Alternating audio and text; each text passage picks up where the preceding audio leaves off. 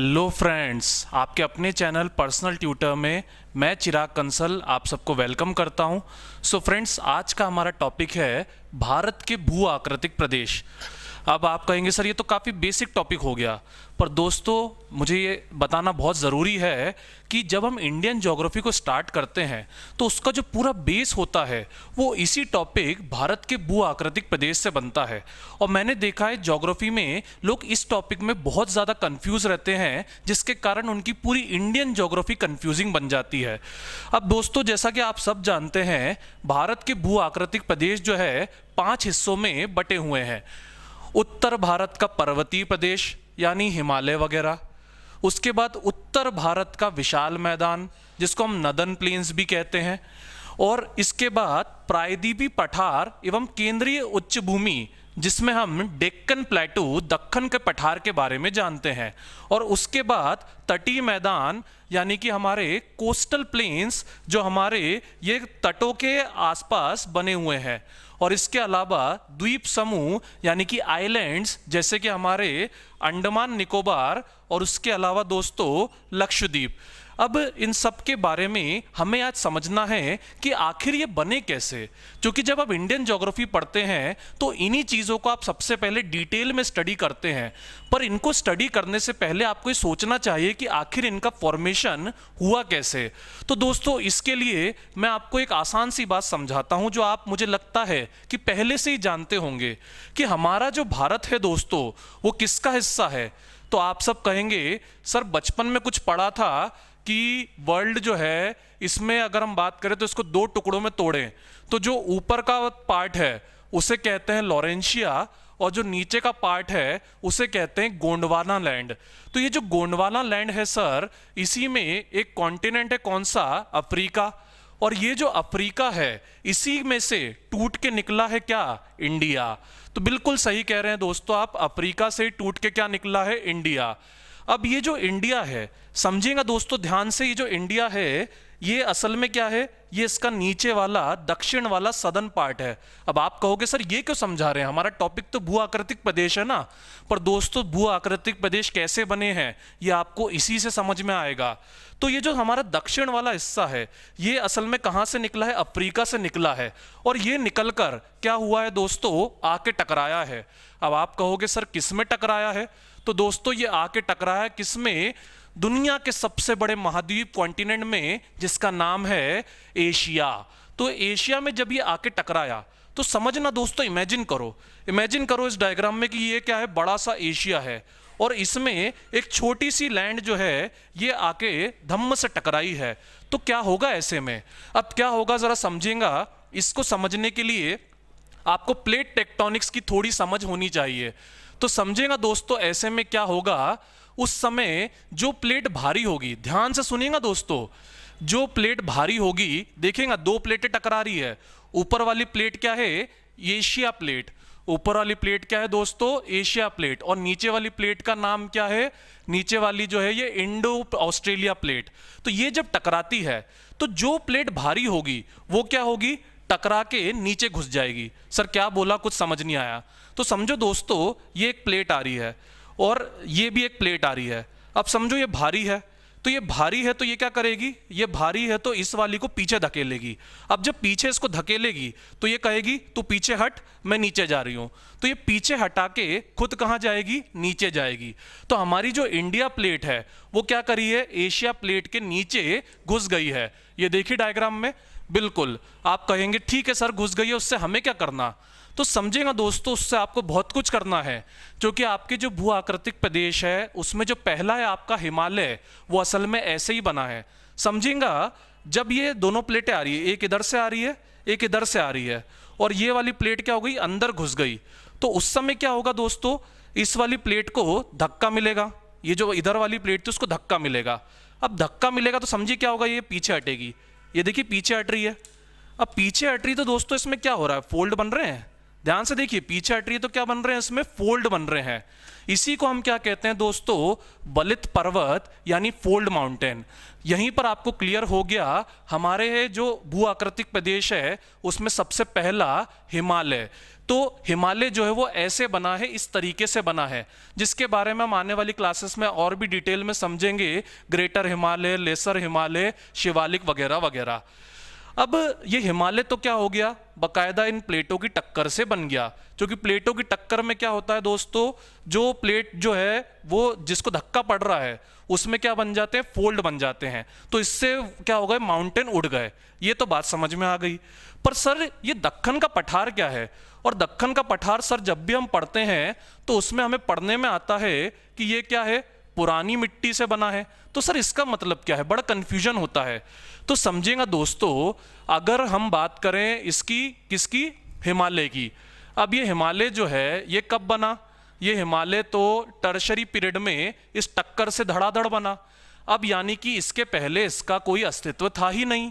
तो सीधी बात है, ये हिमालय की मिट्टी कैसी होगी दोस्तों, बिल्कुल इसकी मिट्टी कैसी होगी, नई मिट्टी होगी।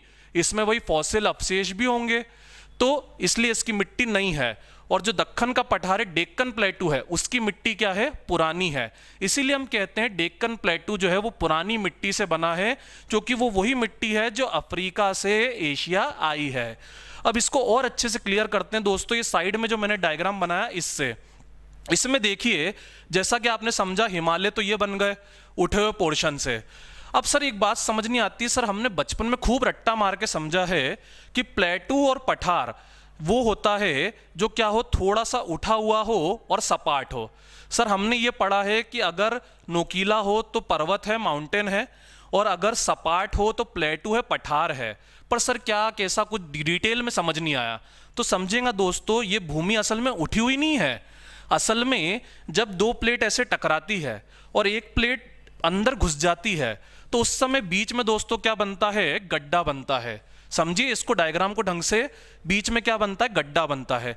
तो उसी तरह से जब ये दोनों प्लेटें टकराई तो बीच में क्या बना, गड्ढा बना। और वो गड्ढा ही हमारा क्या है, वो गड्ढा हमारा उत्तर का विशाल मैदान है, यानी हमारे नदन प्लेन से खादर वगैरह जो हम उसमें आगे समझेंगे। अब आपका सवाल होगा, सर आपने तो कहा गड्ढा बनता है, तो लेकिन हम तो क्या, कि हमने तो बचपन में पढ़ा है कि प्लेन वो होता है जो पूरी तरह से क्या हो, सपाट हो। मतलब ये जो आपने धीरे से हल्की लाइन खींची है, ये क्या है, प्लेन है, समतल है, जो समुद्री स्तर के क्या हो, लगभग लगभग बराबर हो। हमने तो बचपन में ऐसा पढ़ा है, और आप समझा रहे हैं कि गड्ढा बनता है। तो समझिएगा दोस्तों कि जो पर्वत है, इस पर्वत के बारे में आप एक चीज और समझिए, भारत में क्या है, भारत में बहुत जोरों की वर्षा होती है। और ये वर्षा किससे होती है, ये वर्षा होती है साउथ वेस्ट मानसून से, यानी कि अगर हम बात करें दक्षिण पश्चिम मानसून से। अब ये दक्षिण पश्चिम मानसून से जो हवाएं आती हैं, बादल आते हैं, वो आकर क्या होते हैं दोस्तों, पर्वत से टकराते हैं। पर्वत से टकराने के अलावा समझिए, जैसे जैसे आप ऊंचाई पे जाते हैं झूले में, मुझे बताइए ठंड बढ़ती है कि नहीं बढ़ती है। बिल्कुल दोस्तों, बहुत ठंड बढ़ जाती है। तो इसीलिए पर्वत क्या होते हैं, ठंडे होते हैं। अब लेकिन ठंडक के ऊपर सूरज की गर्मी आ जाए तो क्या होगा दोस्तों, बर्फ क्या हो जाएगी, पिघल जाएगी। और वाकई में हमारी दुनिया की बर्फ आजकल कुछ ज़्यादा ही पिघल रही है। तो अब ये बर्फ जो है पिघलेगी, जो कि हिमालय पर क्या हो रही है, बनी हुई है। और इसके अलावा जो दक्षिण पश्चिम मानसून से बरसात आई है, उसका पानी भी क्या होगा, हिमालय से जाके जब टकराएगा तो वो बादल भी क्या हो जाएंगे, फट जाएंगे, जिसको हम ओरोग्राफिक रेनफॉल भी कहते हैं। तो इससे भी क्या होगी, वर्षा होगी। सर ये सब तो ठीक है, पर आप तो उत्तर का विशाल मैदान समझा रहे थे कि उसमें गड्ढा क्यों है, तो वो कहा, वो तो आपने समझाया ही नहीं। तो दोस्तों वही समझा रहा हूं मैं आपको। समझेगा कि जैसे मान लीजिए मैं एक पर्वत हूं, अब मेरे ऊपर से क्या हो रहा है, पानी यूं नीचे आ रहा है, मेरे ऊपर से पानी यूं नीचे आ रहा है। अब पानी जो है वो हल्का पतला नहीं आ रहा है, पूरी मोटी मोटी धारें आ रही है। तो मुझे बताइए, ये पानी मुझे घिस देगा, नहीं घिसेगा? नई बात समझ आई? अरे मान लीजिए मेरे ऊपर से एक रबर का आपने कुछ लिया और उसको यूं घिसा, तो उसके घिसाने से मेरे शरीर पे निशान बनेंगे? बिल्कुल बनेंगे।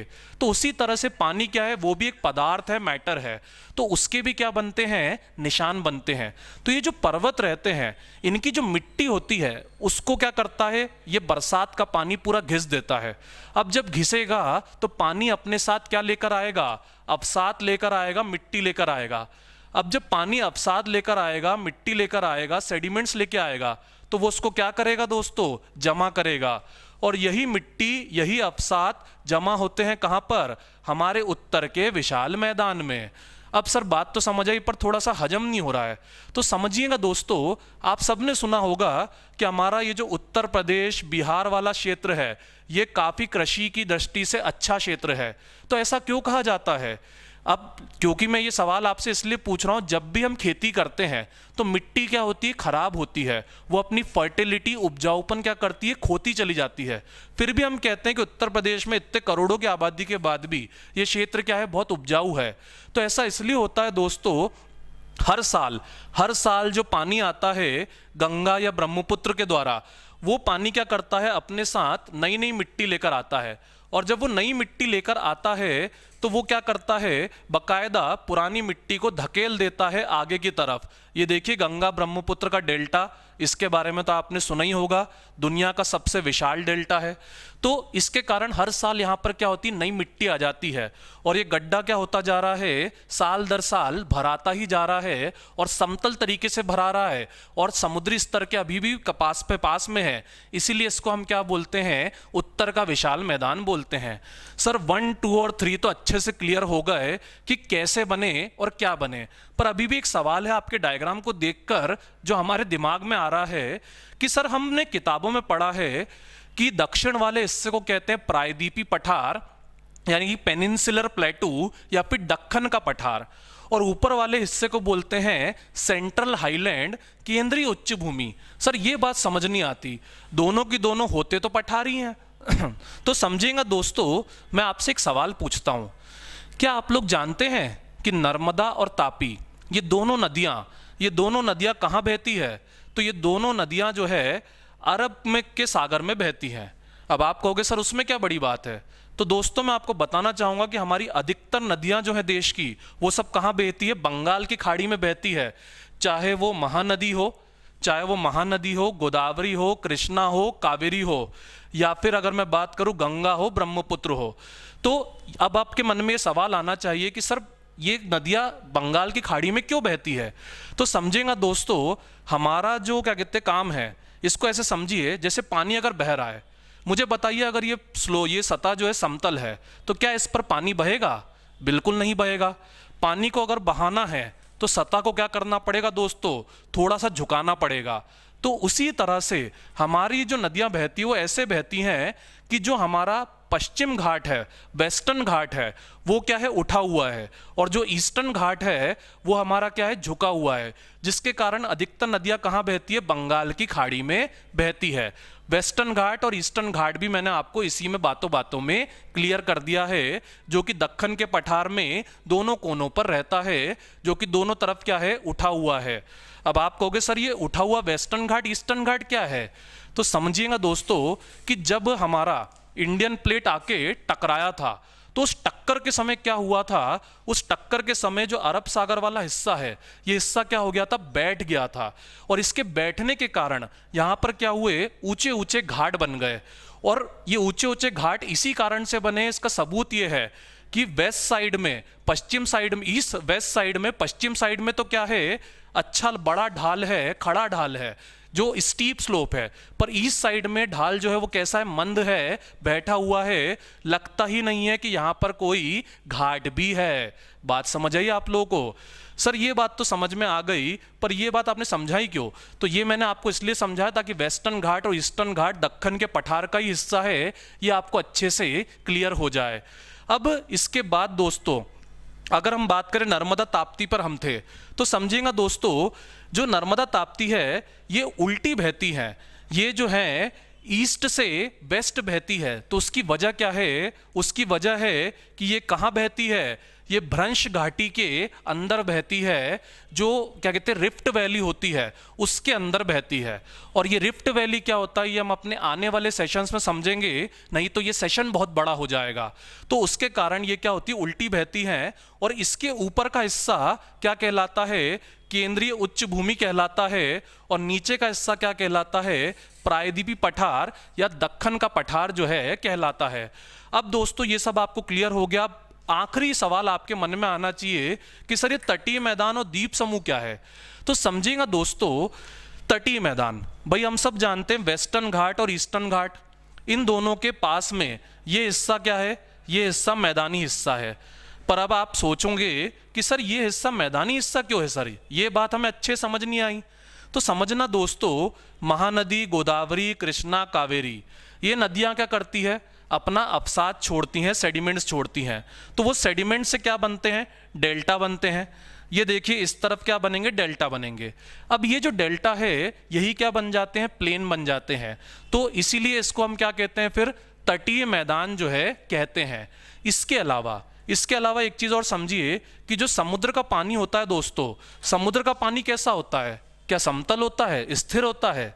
नहीं दोस्तों, समुद्र का पानी भी क्या करता है, चढ़ता और उतरता है।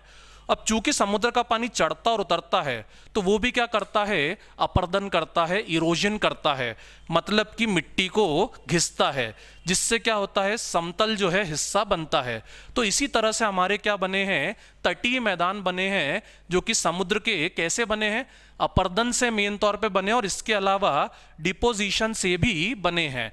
और इसके अलावा अगर मैं बात करूं, जो हमारा दूसरा वाला हिस्सा है इस तरफ का, ये हिस्सा जो है इसमें तटीय मैदान कैसे बने हैं, तो यहाँ पर भी कुछ कुछ छोटी छोटी नदियां हैं। जैसे अगर मैं बात करूं, साबरमती है, माही है, और भी थोड़ी छोटी छोटी नदियां हैं जिनकी बहुत ज़्यादा महत्ता है नहीं।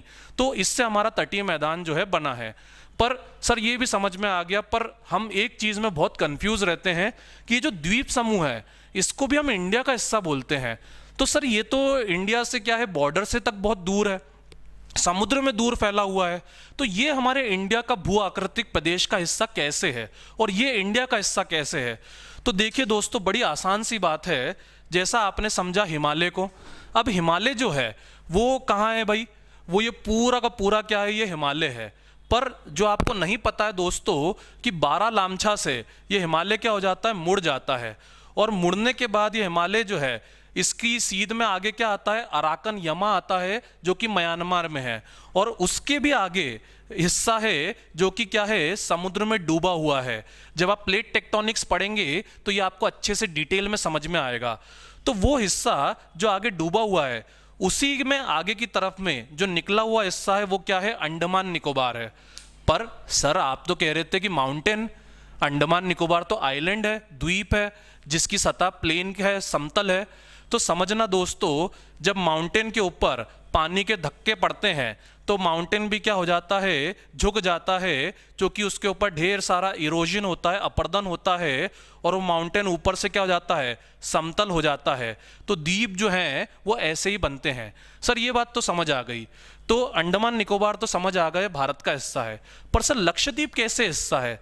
तो इसके लिए दोस्तों आपको एक चीज समझनी पड़ेगी, जो है प्रबाल द्वीप, यानी कि कोरल आइलैंड्स। ये लक्षद्वीप जो है प्रबाल द्वीप है, कोरल आइलैंड्स है, और इसके कारण ये भारत का हिस्सा क्यों है समझेगा। अब अगर इंडिया की टेरिटरी जो है उसको अगर आप ध्यान से देखो तो इंडिया के इस तरफ क्या है दोस्तों, बिल्कुल सही आप कहेंगे पाकिस्तान। अगर मैं इधर की टेरिटरी की बात करूं तो क्या है इधर, चाइना, पाकिस्तान और चाइना। अब नीचे की अगर मैं बात करूं, सपोज करिए ये हिस्सा पाकिस्तान अपने कब्जे में ले ले और ये हिस्सा चाइना अपने कब्जे में ले ले, तो क्या हम चारों तरफ से हम दुश्मनों से घिर जाएंगे? बिल्कुल हाँ दोस्तों, तो हम चारों तरफ से दुश्मनों से घिर जाएंगे। तो इसीलिए ये लक्षद्वीप और अंडमान निकोबार ये क्या कर रहे हैं, ये हमने अपने कब्जे में ले रखे हैं ताकि हम घिर ना जाएं। तो इस तरह से भारत के भू आकृतिक प्रदेश जो है वो मुझे लगता है कि आप सबको अच्छे से क्लियर हो गए होंगे, और इसको और डिटेल में हम अपने आने वाले सेशंस में कंटिन्यू करेंगे। तो मेरे दोस्तों आज के लिए बस इतना ही। अगर ये सेशन आपको पसंद आया हो तो लाइक करें, शेयर करें, सब्सक्राइब करें। आज के लिए मैं आपसे अलविदा लेता हूं।